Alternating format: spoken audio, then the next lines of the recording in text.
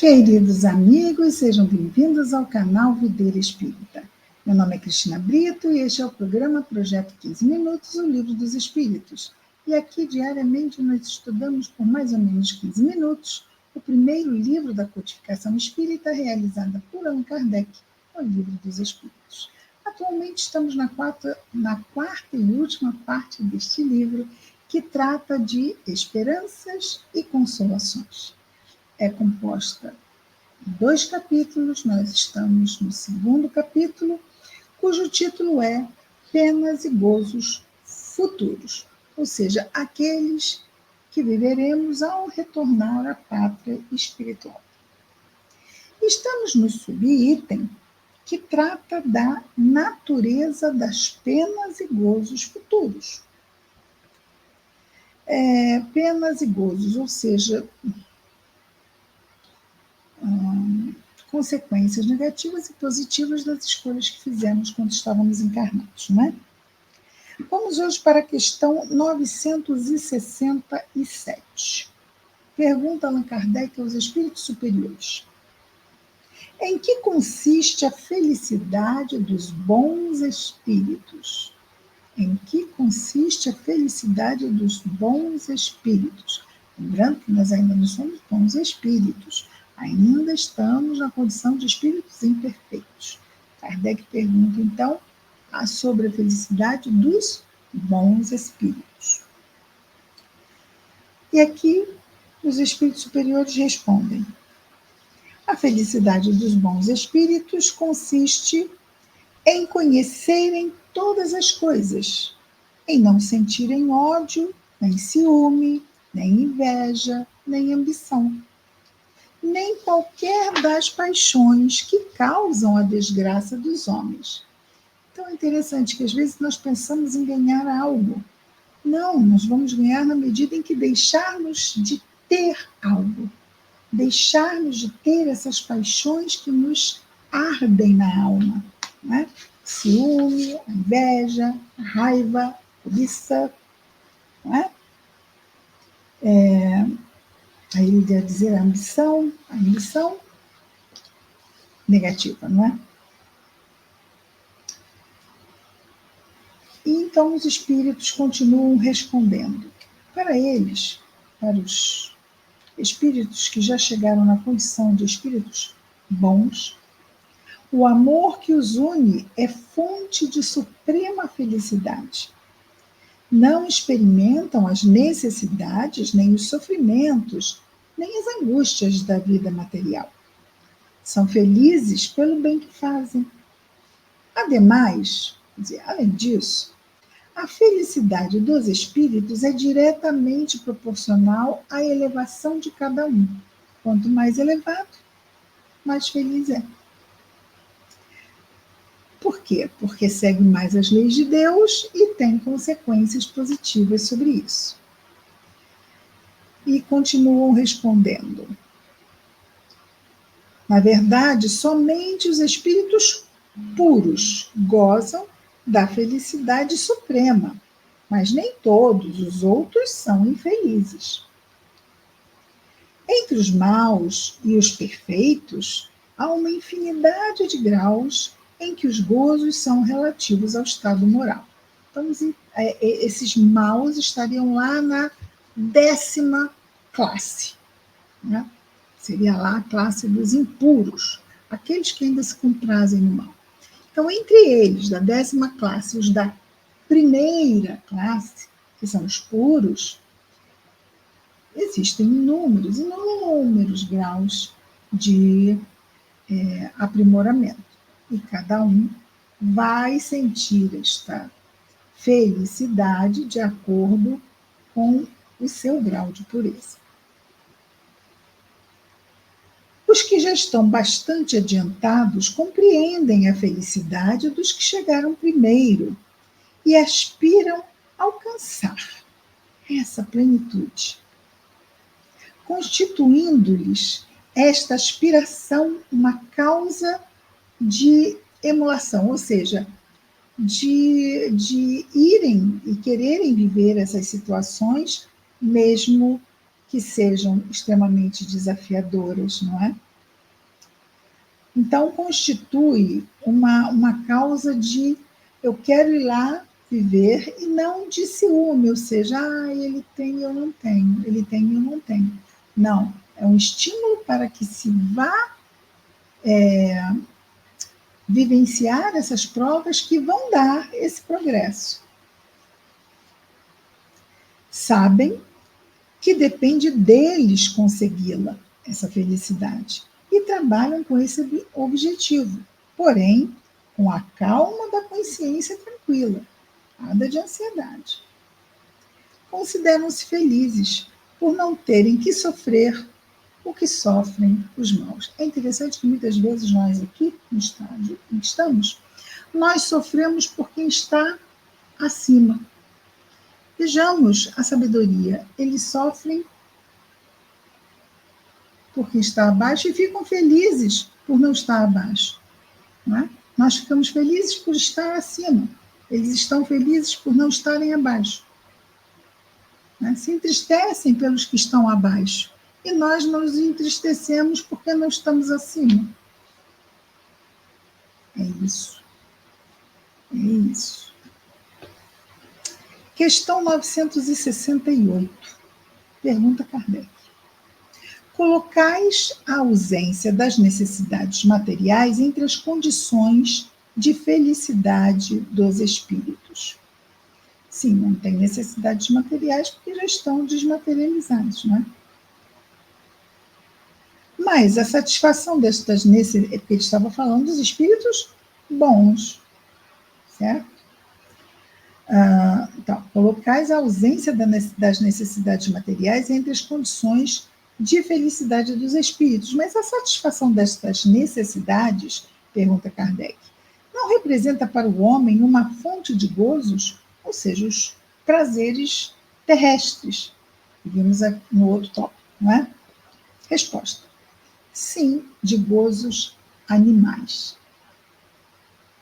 Gozos animais. Os gozos terrestres são gozos animais. São os gozos que nos vêm, as alegrias que nos vêm através deste corpo grosseiro, né? Que vem através dos sentidos físicos. Ai, eu quero sentir isso e sentir não sei o que, e ter a sensação de não sei o que.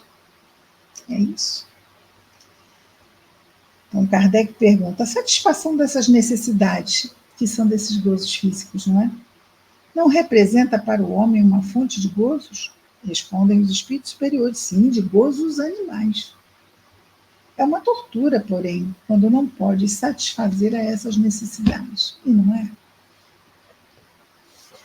969. Pergunta Kardec: o que se deve entender quando se diz que os espíritos puros se acham reunidos no seio de Deus e ocupados em lhe cantar louvores?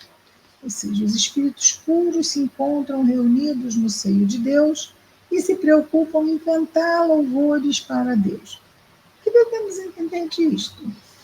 Respondem os espíritos superiores: é uma alegoria, ou seja, isso não é a tradução, não é isso que realmente está acontecendo. É apenas uma forma alegórica de dizer, não é? É uma alegoria que traduz a inteligência que eles têm das perfeições de Deus, porque o veem e o compreendem, mas que, como tantas outras alegorias, não deve ser tomada ao pé da letra. Então, não estão lá reunidos cantando para Deus. Até porque tem que trabalhar. Os espíritos superiores trabalham o tempo todo. E Jesus falou sobre isso. O meu pai trabalha incessantemente, eu também. Continuam respondendo: tudo na natureza, desde o grão de areia, canta, isto é, proclama o poder, a sabedoria e a bondade de Deus. E se nós ouvíssemos a vibração, ela tem um som. Tudo que vibra produz um som dessa vibração, é que nós não temos condições de alcançar. Vamos pegar assim, vamos imaginar uma coisa grosseira, né? Pegar uma chapa de aço, fazermos assim, aquela vibração, isto produz um som. Agora imagina, é uma coisa bem grosseira. Tudo vibra, tudo vibra. E toda vibração tem um som que, quando estivermos desencarnados, teríamos condições de perceber. Tudo na natureza, desde o grão de areia, canta. Isto é, proclama o poder, a sabedoria e a bondade de Deus. Não creais, porém, que os espíritos bem-aventurados, né, superiores, estejam em contemplação por toda a eternidade. Seria uma felicidade estúpida e monótona. Eu concordo plenamente, não? Mais ainda, a felicidade do egoísta, visto que a felicidade dele seria uma inutilidade sem nenhum fim, sem nenhum objetivo. Não sofrem mais as tribulações da existência corporal, o que já é um gozo, ou seja, o que já é uma alegria. Alegria do espírito, o júbilo, não é? Essa alegria plebiscitante dos sentidos, não. Depois, como dissemos, conhecem e sabem todas as coisas. Empregam com proveito e inteligência que adquiriram, empregam esse conhecimento, não é? Esse saber, com proveito, empregam com proveito essa inteligência que adquiriram, auxiliando o progresso dos outros espíritos. Essa a sua ocupação, que é ao mesmo tempo um gozo, poder servir. Não é? Jesus falou sobre isso. Quer ser o primeiro? Seja aquele que serve. Quer ser, vamos dizer assim, o maior de todos?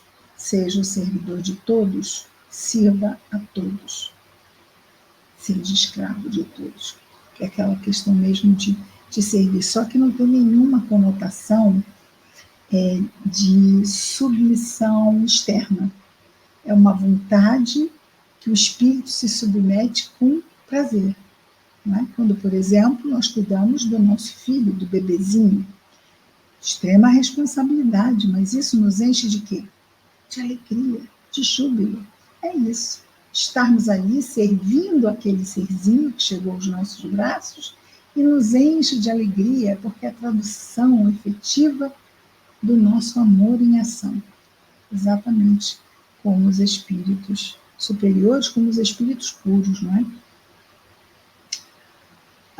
Temos 2 minutos, acho que dá para mais uma. 970. Em que consistem os sofrimentos dos espíritos inferiores? Já que falamos de gozo, mas também falamos de penas, né? Então, os sofrimentos. E respondem os espíritos superiores: são tão variados os sofrimentos dos espíritos inferiores quanto as causas que os produzem, e proporcionais esses sofrimentos ao grau de inferioridade.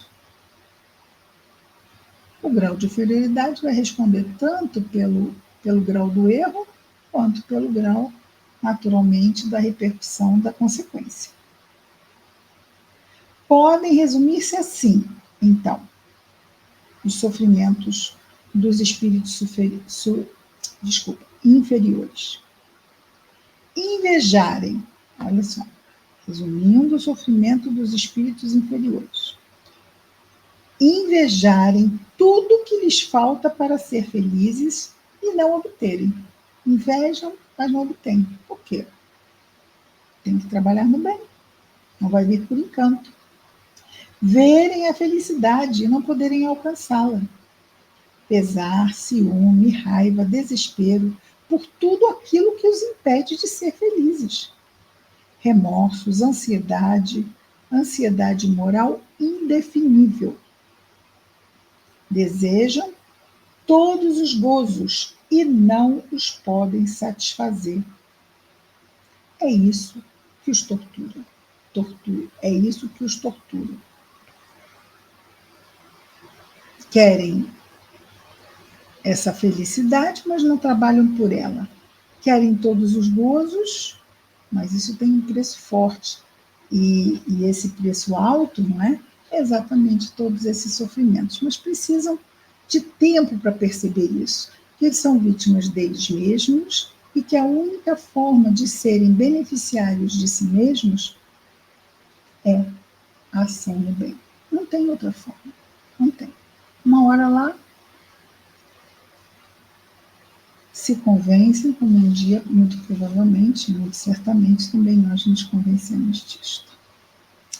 Muito bem, hoje ficamos aqui com 970, amanhã damos continuidade ao nosso projeto 15 Minutos, o Livro dos Espíritos. Até lá, muita paz a todos.